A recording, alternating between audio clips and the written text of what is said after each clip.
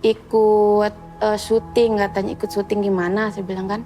Syuting kayak buat lucu-lucuan gitu. Kamu tahu nggak apa yang kamu lakuin, katanya. Kamu itu terlibat pembunuhan oleh adiknya presiden.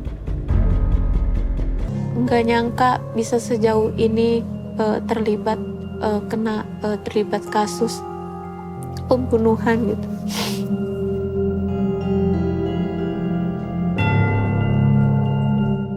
Halo guys, welcome back to Korea Ramit bersama orang Korea yang medok. Polo-polo, sebelum memulai video kali ini, aku mau tanya ke Polo-polo. Kalau misalnya aku bilang Korea Utara, hal pertama yang terpikirkan di otak Polo-polo apa? Aku nggak yakin Polo-polo kayak apa image-nya tentang Korea Utara. Tapi kalau aku sebagai orang Korea Selatan, aku itu ngeliat Korea Utara itu sebagai negara yang sangat diktator. Pemimpinnya satu, megang semua uang ya dia, yang megang semua kekuasaan ya dia gitu. Sedangkan semua warga lainnya itu dikontrol dan kehidupannya itu nggak sebebas kita, baik yang ada di Korea ataupun polo-polo yang ada di Indonesia. Dan di video kali ini aku mau membahas kematian salah satu anak dari keluarganya Kim Il Sung yang bernama Kim Jong Nam. Ini orang dibunuh di Bandara Internasional Kuala Lumpur. Tak ceritakan apa yang terjadi dan juga salah satu tersangkanya adalah orang Indonesia. Nah, mari kita cari tahu apa yang terjadi. Untuk polo-polo yang mungkin masih kurang tahu tentang Korea Utara itu pertamanya dipimpin sama orang bernama Kim Il Sung. Lalu ini dioper kekuasaannya kepada anak putranya yang bernama Kim Jong Il. Lalu Kim Jong Il ini mengoperkan kekuasaannya kepada anak putranya lagi yang bernama Kim Jong Un. Sebenarnya Kim Jong Il ini punya beberapa istri. Kim Jong Un itu merupakan putra dari istri ketiga. Tapi istri pertamanya itu sebenarnya juga punya putra bernama Kim Jong Nam. Kim Jong Nam ini yang dibunuh dan meninggalnya waktu masa kekuasaannya Kim Jong Un ini. Dan orang yang mau aku ceritakan kali ini adalah putra dari istri pertama yang bernama Kim Jong Nam. Kim Jong Nam ini kelahiran tanggal 10 Mei tahun 1971. Dan sebenarnya karena dia ini merupakan putra pertama dari Kim Jong Il, awal mulanya waktu dia itu lahir, semua orang itu mikirnya Kim Jong Nam ini bakal menjadi pemimpin berikut setelah Kim Jong Il. Tapi di satu sisi ada juga putra lain bernama Kim Jong Un, ya pemimpin Korea Utara saat ini. Kim Jong Un ini sebenarnya dia itu lumayan mirip sama papanya. Sedangkan untuk Kim Jong Nam, dia itu lebih sensitif, lebih pemarah, dan juga ternyata dia ini memiliki jiwa lebih di bidang kesenian. Sudah gitu, waktu Kim Jong Nam ini masuk usia 20-an, dia itu bilang sendiri kalau dia itu tidak ingin melanjutkan tatah dari ayahnya. Jadi dia nggak ingin masuk ke dunia politiknya Korea Utara. Dan Kim Jong Nam ini bilang bahwa dia itu ingin menjadi produser film ataupun penulis naskah film. Jadi jiwanya itu bisa dibilang jiwa seni, bukan jiwa pemimpin ataupun jiwa politik gitu. Tapi di masa tahun 1994 sampai tahun 2001, gimana pun juga karena Kim Jong Nam ini merupakan putra pertama, cukup banyak orang-orang yang memprediksi bahwa Kim Jong Nam ini bakal menjadi pemimpin berikut setelah Kim Jong Il. Tapi sebuah masalah terjadi pada bulan Mei tahun 2001. Waktu itu Kim Jong Nam ini berusaha pergi ke Disneyland menggunakan paspor palsu dan itu ketahuan, sehingga diakibatkan itu nama baik ataupun reputasi Korea Utara itu jatuh banyak. Apalagi ini kan merupakan putra dari pemimpin negara di waktu itu ya toh. Sehingga bisa dibilang untungnya, tapi juga bisa dibilang diakibatkan itu Kim Jong Nam ini mulai diboykot dari dunia politik dan juga kurang disukai oleh warga negara Korea Utara. Dan mulai akhir tahun 2003, dia ini mulai diasingkan dari Korea Utara. Perlu diingat, meskipun dia itu nggak menjadi pemimpin, dia ini kan keluarganya ya toh, anggota keluarganya. Sehingga dia itu dikirimkan ke luar negeri, bukan kayak diusir, tapi disuruh tinggal di luar negeri. Sehingga mulai masa itu Kim Jong Nam ini tinggal di Macau dan dia ini mulai menjadi kritikus politik. Ya, negaranya sendiri itu dikritik secara politik. Ya mungkin karena dia ini anggota keluarganya, dia itu juga berani kritik. Tapi seperti yang udah aku sampaikan tadi, dia itu diasingkan dari Korea Utara. Dan di masa kepemimpinan ayahnya, dia itu bisa dibilang hidup sebagai warga biasa di luar Korea Utara. Jadi nggak ada yang ngawalin, nggak ada yang kayak melindungi, ya hidup kayak orang biasa. Dan insiden penting yang pengen kita ceritakan hari ini akhirnya terjadi pada tanggal 13 Februari tahun 2017 di Bandara Internasional Kuala Lumpur. Waktu itu kondisinya Kim Jong Nam ini mau naik pesawat dari Kuala Lumpur pergi ke Macau setelah main-main sama teman-temannya di Kuala Lumpur. Dan kebetulan hari itu Kim Jong Nam itu badannya lagi nggak enak. Tiba-tiba ada 2 orang yang mendekati dirinya. Setelah itu, ini orang mengusapkan sesuatu menggunakan sapu tangan di bagian mukanya. Setelah itu mereka ya kayak lari begitu aja. Tidak lama setelah itu, Kim Jong Nam ini badannya mulai tidak nyaman lagi, lebih sakit lagi. Tadi aku bilang ada 2 orang yang mendekati Kim Jong Nam ini ya toh. Di antara 2 orang ini, salah satunya adalah orang Indonesia bernama Siti Aisyah. Sedangkan yang satunya lagi ini adalah orang berwarga negara Vietnam. Oke, sebelum aku melanjutkan ceritanya ini, untuk memperjelas sebenarnya pelaku dari tersangka kejadian kali ini itu ada hingga 5-6. Cuman ceritanya itu aku fokus lebih ke arah Mbak Siti Aisyah ini. Oke, Siti Aisyah ini adalah orang warga negara Indonesia asli Banten. Lahir di Serang pada tanggal 12 Februari tahun 1992. Dan pada saat kejadian itu, Siti Aisyah ini berusia 25 tahun. Mungkin polo-polo bingung ya, toh kok iso Siti Aisyah berusia 25 tahun yang lahir di Indonesia ini sampai di Kuala Lumpur dan terkait dengan kasus ini. Sebenarnya Siti Aisyah itu tinggalnya dulu itu ya di Indonesia. Dan di saat Mbak Siti Aisyah ini menginjak usia 16 tahun, dia ini pindah ke Jakarta bekerja di salah satu pabrik konveksi. Lebih tepatnya daerah Tambora di Jakarta Barat. Dan tidak lama setelah itu, Mbak Siti Aisyah ini nikah dengan seorang laki-laki dan bahkan dikaruniai 1 orang anak. Sayangnya, kehidupan pernikahan Mbak Siti Aisyah dengan suaminya ini ternyata tidak berjalan dengan baik, tidak terlalu harmonis. Mereka itu berantem dan juga ya kurang harmonis lah keluarganya. Sehingga Mbak Siti Aisyah ini memutuskan untuk cerai dengan suaminya. Dan mungkin setelah cerai, Mbak Siti Aisyah itu pingin memulai hidupnya itu benar-benar di lembaran yang baru lagi.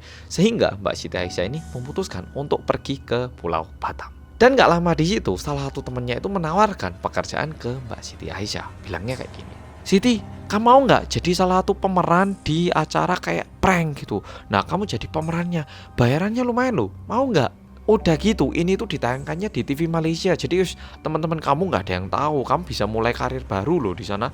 Enak ya toh. Udah gitu tadi kan aku udah bilang ya toh, bayarannya lumayan, bisa kamu kirimkan ke rumah kamu Banten situ. Gimana? Mau nggak? Mbak Siti Aisyah yang memang membutuhkan pekerjaan, udah gitu kan tawarannya lumayan menggiurkan ya toh. Sehingga tanpa pikir panjang, Mbak Siti Aisyah ini memutuskan untuk menerima pekerjaan itu ataupun tawaran itu. Dan bahkan sebelum berangkat, Mbak Siti Aisyah itu telepon ke keluarganya dulu dan bilang seperti ini.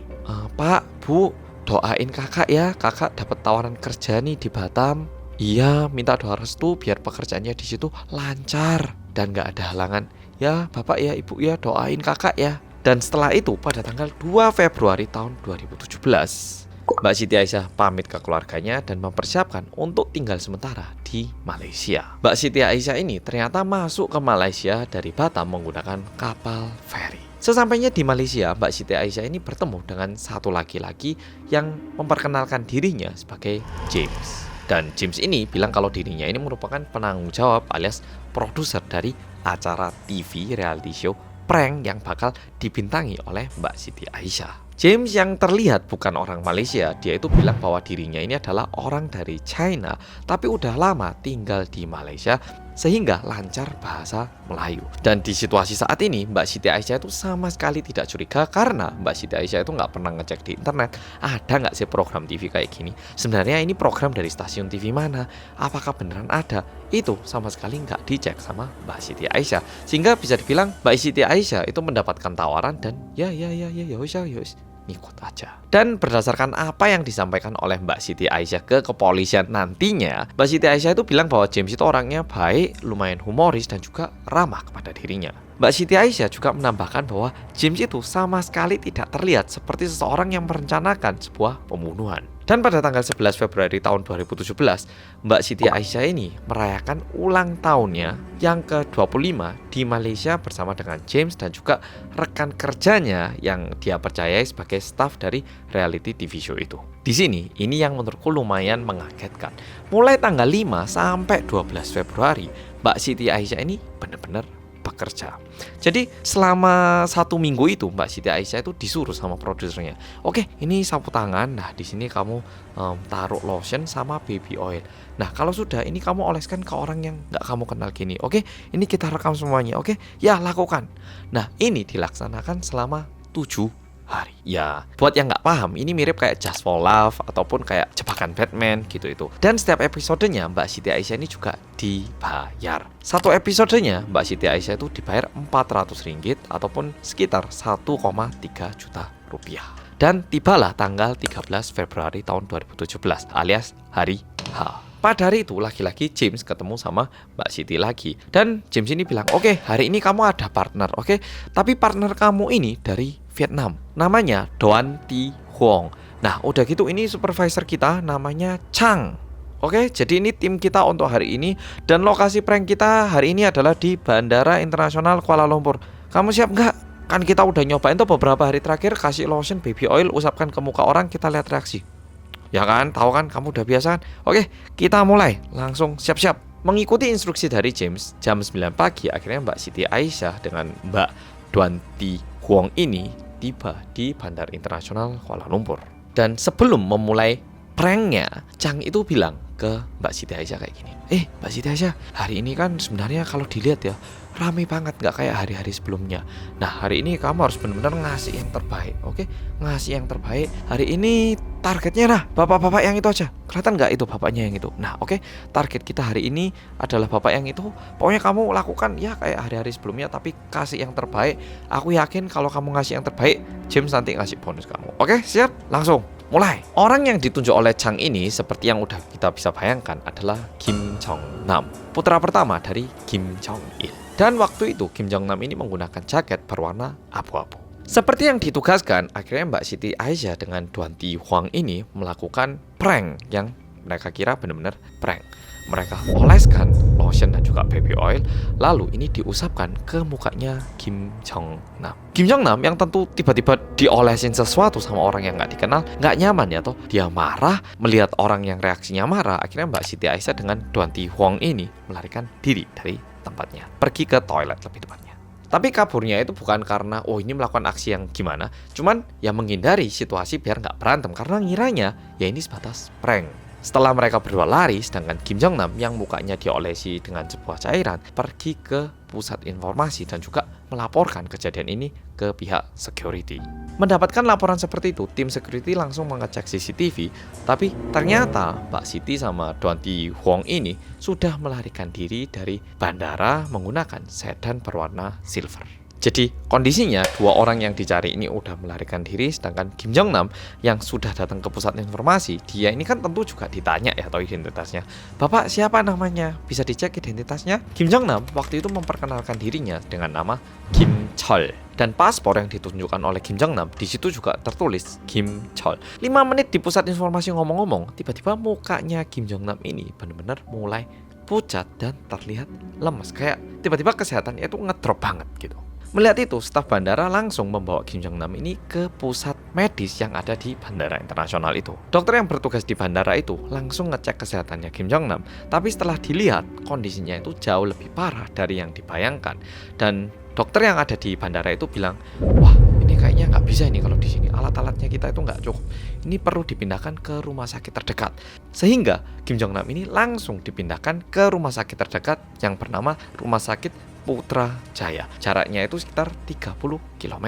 Dan di tengah perjalanan Kim Jong Nam ini meninggal. Dan kalau dihitung baik-baik, Kim Jong Nam ini meninggal dalam waktu yang cukup singkat. Jadi sekitar 15 hingga 20 menit setelah mukanya itu diusap dengan cairan. Dan karena ada seseorang yang meninggal, akhirnya staf bandara itu memanggil polisi dan melakukan investigasi kasus ini. Sedangkan Kim Jong Nam itu dikirimkan ke tim forensik untuk diotopsi apa yang mengakibatkan ini orang meninggal. Dan pada tanggal 16 Februari tahun 2017, akhirnya hasil otopsi dan juga hasil pemeriksaan CCTV keluar. Dan di situ akhirnya kita jadi tahu bahwa Kim Chol ini sebenarnya merupakan Kim Jong Nam yang merupakan kakak tiri dari Kim Jong Un. Dan yang mengakibatkan kematian Kim Jong Nam adalah serangan jantung yang diakibatkan oleh sebuah cairan kimia bernama VX Nerve Agent. Dan karena CCTV-nya itu udah dicek, akhirnya kepolisian pun jadi tahu bahwa pelakunya ini adalah Mbak Siti Aisyah dan juga Doan Thi Huong. Mereka berdua ini akhirnya langsung ditangkap oleh kepolisian Malaysia. Dan tentunya mereka itu diinterogasi dan ditanyai, Mbak Siti Aisyah ya, tanggal 13 Februari tahun 2017 kemarin kemana mbaknya? Ditanya kayak gitu. Mbak Siti Aisyah yang benar-benar nggak tahu apa yang terjadi bilang, loh Ini bapak siapa kok polisi kok tanya-tanya aktivitas saya? Lah emang saya salah apa? Ini gimana ini orang ditanya itu jawab. Kamu itu habis membunuh putra pertama dari keluarganya Kim Jong Il. Tahu kamu? Mbak Siti Aisyah yang mendengarkan itu begitu kaget mengetahui bahwa prank yang dia lakukan ini ternyata mengakibatkan kematian putra dari keluarga Presiden Korea Utara. Dan setelah kepolisian Malaysia menunjukkan rekaman bahwa Mbak Siti Aisyah yang mengusapkan cairan di mukanya Kim Jong Nam, akhirnya di situ Mbak Siti Aisyah mulai menjelaskan semua yang terjadi. Mbak Siti Aisyah bilang ke kepolisian, saya itu ke Malaysia untuk membintangi sebuah reality TV show prank yang mengolesi lotion plus baby oil ke muka orang. Dipakai hand body dan pakai baby gitu, baby oil gitu. Jadi saya rasa ya seperti biasa aja gitu. Loh, beneran itu aja yang saya lakukan. Saya nggak tahu apa-apa di luar itu. Kalau bapak-bapak polisi di sini nggak percaya, coba konfirmasi ke teman saya, Pak. Tapi tentu polisi mendengar itu kan ya nggak, oh iya kamu nggak ada salahnya, ya udah kamu pulang, kan tentu nggak gitu. Mereka tetap mencurigai Mbak Siti Aisyah dan melihat Mbak Siti Aisyah sebagai pelaku pembunuhan kejadian ini. Dan yang diperiksa itu nggak cuma Mbak Siti Aisyah dan juga partnernya, tapi juga James dan Chang. By the way, tadi kan aku udah bilang masalah VX Nerve Agent ya toh. VX Nerve Agent ini merupakan salah satu cairan kimia yang sangat fatal di sistem saraf manusia. Ini dipakai sedikit pun aja itu bisa mengakibatkan kematian, dan ini cairan dikenal sebagai cairan yang jauh lebih berbahaya dibandingkan cyanida hingga 1000 kali lipat. Saking bahayanya ini cairan, kalau seorang researcher mau melakukan penelitian untuk cairan ini, itu susah banget. Prosedurnya itu sangat ketat dan ini sangat bahaya karena ini merupakan cairan yang dilarang secara internasional. Ya, pokoknya VX Nerve Agent ini langsung nyerang ke sistem saraf, dan setelah diotopsi ternyata betul di mukanya Kim Jong Nam itu ada kandungan VX Nerve Agent. Udah gitu, kandungan dosisnya sangat-sangat tinggi. Makanya bisa dibilang kematiannya itu begitu cepat dalam waktu yang sangat singkat. Dan diakibatkan kejadian ini, hubungan antara Korea Utara dengan Malaysia itu juga jadi kurang baik. Korea Utara merasa bahwa hasil otopsi dari Malaysia ini adalah hasil sepihak. Sampai-sampai Malaysia itu menarik kedutaan besar Malaysia yang ada di Korea Utara dan juga menahan orang-orang Korea Utara yang tinggal di Malaysia. Dan setelah diperiksa lebih lanjut, memang betul cairan yang diusapkan oleh Mbak Siti Aisyah itu berisi kandungan VX Nerve Agent. Jadi mungkin Mbak Siti Aisyah itu sama sekali nggak curiga karena udah melakukan gladi bersih menggunakan baby oil dan juga udah dilakukan selama 1 minggu. Tapi Mbak Siti Aisyah juga tentu nggak bisa nyadar ketika cairannya itu diganti begitu saja. Dan tentu ini menjadi sebuah debat yang ramai secara internasional dan juga mulai muncul banyak spekulasi seperti jangan-jangan Kim Jong Un ini membunuh kakak tirinya sendiri yaitu Kim Jong Nam, karena Kim Jong Nam ini terus-menerus mengkritik kepolitikan Korea Utara di luar Korea Utara. Bahkan ada juga berita yang bilang bahwa Kim Jong Nam ini menjadi agennya CIA. Sehingga waktu dia ke Malaysia, ini pun sebenarnya bukan main-main, tapi ketemu agen CIA di Malaysia untuk menyampaikan informasi ataupun berita-berita dalam ke pihak CIA. Dan ini udah dilakukan selama 5-6 tahun gitu. Bersamaan dengan itu, ada juga pihak-pihak yang dekat sama Kim Jong Nam ini bilang bahwa ini kemungkinan kejadiannya sengaja dilakukan di Malaysia.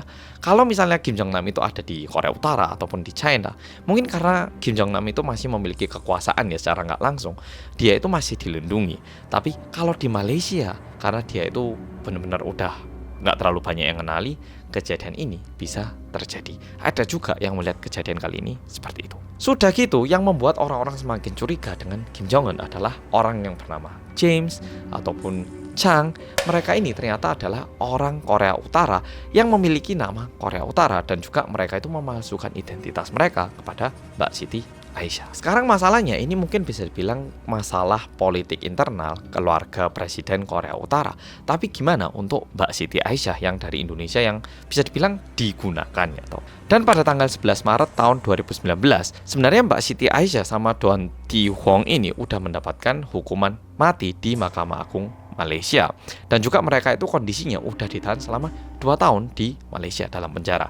Tapi untungnya Mbak Siti Aisyah dan juga Mbak Don Ti Hwang ini akhirnya dibebaskan dan dipulangkan pada bulan Mei tahun 2019. Memang benar Mbak Siti sama Mbak Don ini melakukan aksi yang mengakibatkan kematian, tapi dilihatnya mereka berdua ini dijebak sama James dan Chang sehingga melakukan aksi yang mengakibatkan kematian. Dan untuk James dan Chang hingga saat ini diburon sama Interpol, tapi Interpol International Police, tapi susah ditangkap. Mungkin ya mereka udah balik Korea Utara atau gimana sehingga udah tidak bisa dicari lagi atau udah mengubah identitas mereka lagi. Dan di sini aku juga ngerasa untungnya pemerintah Indonesia itu juga mengajukan surat permohonan agar Mbak Siti Aisyah itu bisa dipulangkan dengan selamat, dan untungnya dipulangkan dengan selamat.